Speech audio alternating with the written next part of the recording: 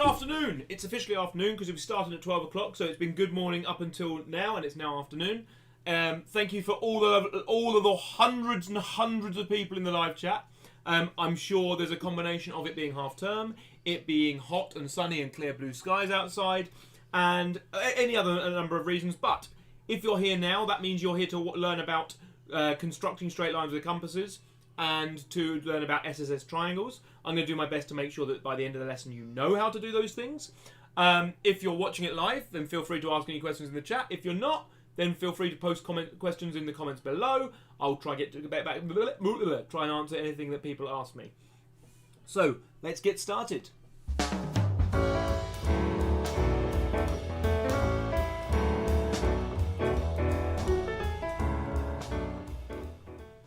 Now you may hear the dulcet tones in the background of That is, I assure you, that's most of my wife really upset because she's not getting a bacon sandwich yet. No, it's baby's decided after hours of sleep that she's going to have a bit of upset. But we don't need to worry about that. We are going to go straight into the live studio where we're going to talk today about construction. Construction in a mathematical sense is creating things using pencil, very sharp pencil, and it's the sort of thing that people who want to be architects and designers and things need to be able to do. Designing products, inventors, all sorts of things like that, where accuracy is important. And we're going to look at all sorts of different things. We're going to talk about a pair of compasses. We're going to talk briefly about equidistance, and then we're going to talk about SSS triangles. So that's what we're looking at today. It's probably going to last about 20 minutes. Hopefully, we will cover all those things, and by the end of it, you'll be like, oh, I did learn something today. That's the goal. So first of all, just a quick reminder, please send me your work. Do show me pictures of you working. Get your parents to show me pictures of you working. You can see the Facebook page. You can see in my email.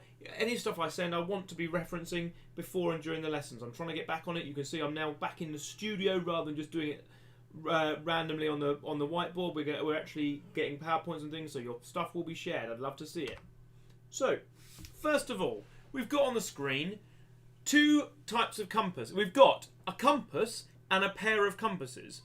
But that means we've got a pair of compasses, but it's confusing. On the left, you can see a compass used for directions. These are used in maths for bearings, but not what we're using today. We're going to be using the right-hand thing, which is called a pair of compasses. I'm a victim. I'm as guilty as anyone of this. Not a victim. I'm as guilty of anyone as this. In the classroom, I often say, "Get your compasses." This is a pair of compasses, these are pairs of compasses.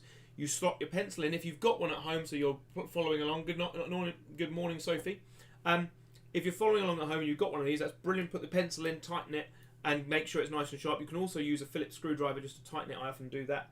And I'm going to be showing you how we're going to be using these things. So the way these work, if I flip over here, you can draw straight lines just by putting the point on the page, holding the top, and then gently rotating, spinning it round. What you're wanting to use is sort of the motion of your fingers is almost like this, where you're trying to turn it by just moving the thing around.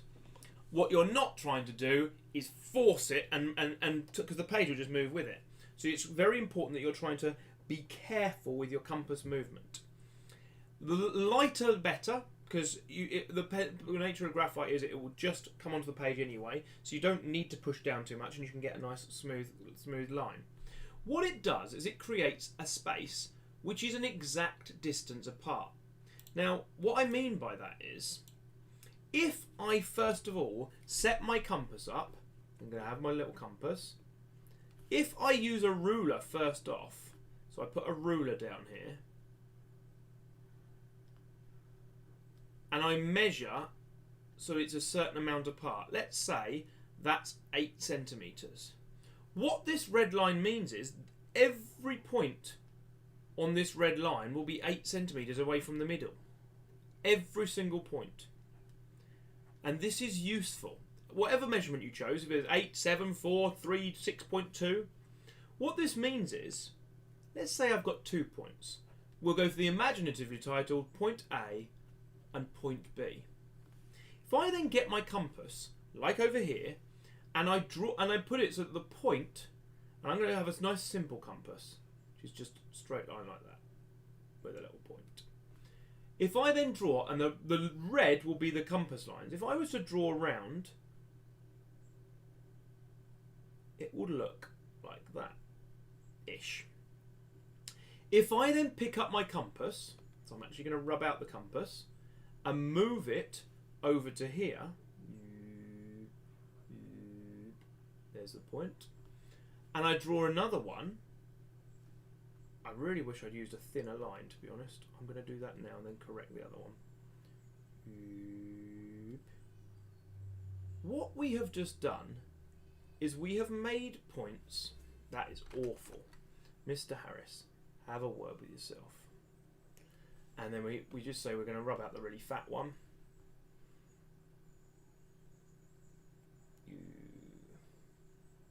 Now, if you think back to what we just said a minute ago, we know that every point on this line, if we're going to do 8 centimetres, we know that every point here is 8 centimetres from the start. So every point here is 8 centimetres. That's 8 centimetres.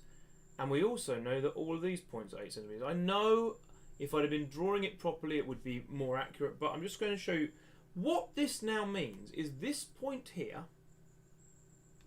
is 8 centimetres from both A and B. Same as this point here. And we call them equidistant. It's basically equal and distance apart, because that is 8 centimetres from A and it's also 8 centimetres from B. So when you get the two curves crossing over, we get equidistant points. Even better than that, we can then take a ruler and draw a line straight through those two dots. And I'm well aware that's not the best, but I'll move it over. And move that to there. Something like that. That line is all the places that are equidistant.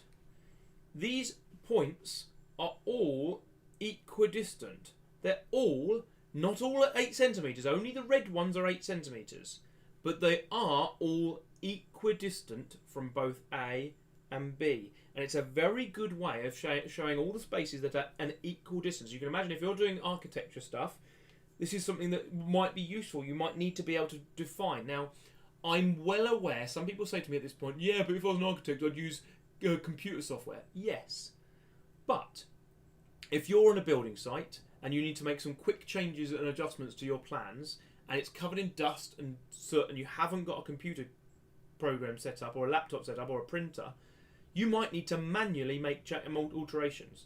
So these are skills that are still used, being able to construct things accurately.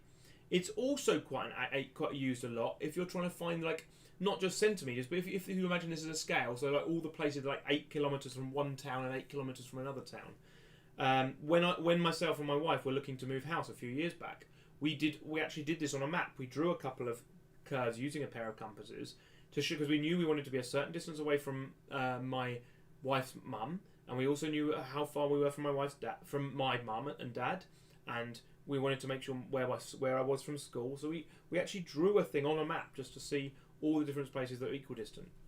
So let's just quickly pop back into the studio and we'll see. So equidistant is a bit like the social distancing. Imagine that in the social distancing, not only did you have to be at least 2 metres, imagine you had to be exactly 2 metres. That's what the equidistance means. It means everything is exactly 2 metres away from each other, or everything is exactly 4 metres. So when we go back to the drawings we were doing a second ago, it's the red lines are exactly 8 centimetres away and exactly 8 centimetres away. So that's what the purpose of it. And this is how we're constructing lengths. Second of all, we have also got some triangles to talk about. And that's, if I come here, these are all describing triangles. But have a quick look at what the red ones have got in common. I'm sure you will notice the red ones are all, feel free to pause it if you want to just have a think first. The red ones have no angles listed. They are all red, red, red. Red, sorry, what am I talking about? Not red, red, red. They're all side, side, side. This is what we mean by SSS triangles. It is a side, another side, and another side. And what I'm going to do is I'm going to go through on the whiteboard exactly how one might go about. And here's one I prepared earlier. So the first thing we do, this is what I always do, is I identify the longest one of these sides. You do not have to do this, but I do it just, I think it makes it easier. And you get a ruler and you measure nice and neatly with your ruler that length along the bottom. So that's with a ruler, which is why I'm going to write straight away underneath it 7 centimetres. Stop. There's nothing more to do until everyone's got to this point. Feel free to pause the video. Feel free to, if you're watching the video later, you can watch the video and come back to it. But when you're doing this, draw it out yourself. Draw a 7 centimetre line with a ruler. Then you get your ruler. So here's my ruler. I completely accept it's not very neat. I meant to get a ruler, but I ran out of time. 0, 1, 2, 3, 4, 5, 6, 7, 8. And we're going to assume it carries on. We want now to do 6 centimetres. So 1, 2, 3, 4, 5, 6. Very, very neatly, especially if I move this all down to give myself some space. Very, very neatly, what we're going to do is we're going to open up this compass exactly at 6 centimetres. So the point goes exactly on 6 centimetres. There's my little compass. I'm trying to make it nice and so it looks a bit like the one you would have at home. Obviously this has got a pencil in it.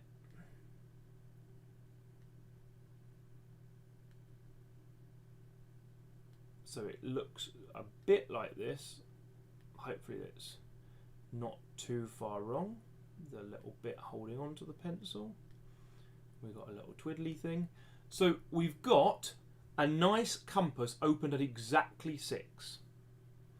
We then put the point of that compass, the sharp bit, on the end of one of the lines. It does not matter which one.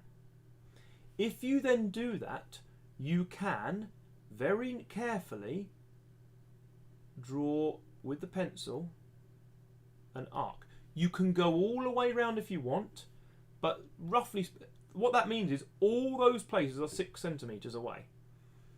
I would just make sure I've got an arc like that. You can go all the way around in a big circle. So you can, you can if you want, go around in a big circle. That's fine as well. But I'm not doing doing it that way.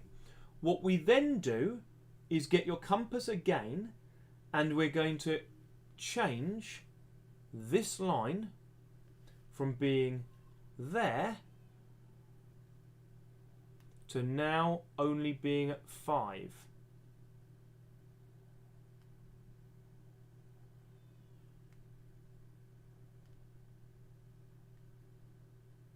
So there we go. We've got one now at 5.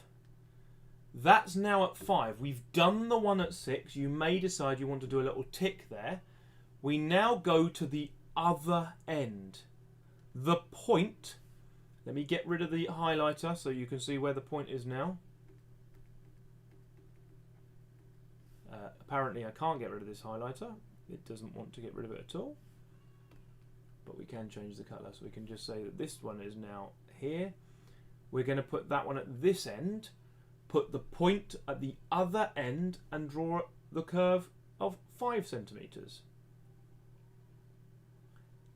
And it will only work if you get them so they cross over each other. Okay, now this means we've now got, remember we talked about equidistant, this is not equidistant anymore, but we have got a point. If I draw a little dot on it, this dot is exactly 6 centimetres from this end, and it's exactly 5 centimetres from that end. So we can write those on, and then I would use a ruler to do proper lines. Rather than just doing that dotted line, we want to do a 6 centimetre line with a ruler, and we want to do a 5 centimetre line. That wasn't very pretty, was it? 5 centimetre line with a ruler. After this video, I think I'm going to be asked to go and help with a crying baby. There we go. And that is what I'm going to rub out. I'm going to rub out some of the dots, but I'm not rubbing out the construction. Oh, not that line. I'm not rubbing out the construction lines, because the red lines, we call them construction lines, they are part of the working. They must stay there to show how we did it. Otherwise, we've just got a triangle. We could have made it up.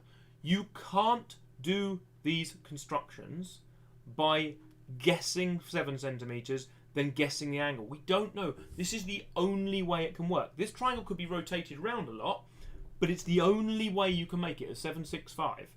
The only thing you could do is you could have it flipped over if you had if you put the 5 at the other end and the 6 at the other end, and you're still right. If you did the 6 from the left-hand side, right-hand side, and the 5 from the left-hand side, that would still work. What this is going to need is practice. Don't apologise for being late, Charity. It's lovely to see you. What you're going to need is to make sure you just practice this skill. And that's why I've put in the description below a link to a worksheet that gives you practice at these. If you're still confused, remember the other thing you can do, you don't have to do arcs. On the left-hand side, you could have done a full circle. And then there's 2 possibilities for the actual triangle. You can go to this one, bonk, bonk, or you could have gone to the one below as well. That would also give you the right answer. So, because remember, it's not only one way of doing this. We can do it with full circles, we can do it with arcs. I prefer it with arcs, but that's just how I do it. This should show you exactly how to do it. If anyone has any questions, please do ask them now, because I'm just going to wrap up. This is only a short 20-minute video, because I think hopefully this will have helped people to understand what's going on. Let's head over here for a bit. So what are you going to do now? I'm going to challenge you. Don't go, oh, I've watched the video, that's my lesson done. Spend the next 20 minutes to half an hour doing the constructions triangles worksheet. Then when you're practicing things, you're not doing it as homework. Don't think of it as like, oh, I've got homework. This is something I find very important. Practice does not make perfect. It makes permanent. If you've understood what I've shown you today, brilliant. But if you then don't do anything further on it, it will stay in your short-term memory and then disappear. And you'll only be left with, oh, remember that lesson Mr. Harris did on construction? Yeah, how do you do it? I don't remember any of it. If you go away and do the worksheet, you create more permanent memory. It moves from short-term into medium-term, or from medium-term into long-term memory. And that is how we're going to actually progress and make you stronger at maths overall. The other thing is the Taskmaster Challenge for this week is a water park design. I'd love to see some of your imaginative water parks. I know Alicia was talking about doing a water park yesterday. You spend some of the time over the weekend coming up with a decent water park design. I'd love to see what you do. So that's the Taskmaster Challenge for this week. Come up with a decent water park design. I'd love to see your stuff that you do. I've been Mr. Harris. You haven't. Ask me any questions you want in the live chat or below the video if you've got anything you'd like me to go through. I'm more than happy to. I will be back on Monday. There is a timetable on the Facebook page. I'll add that as well to the YouTube channel. Thank you so much for joining me. Speak to you soon.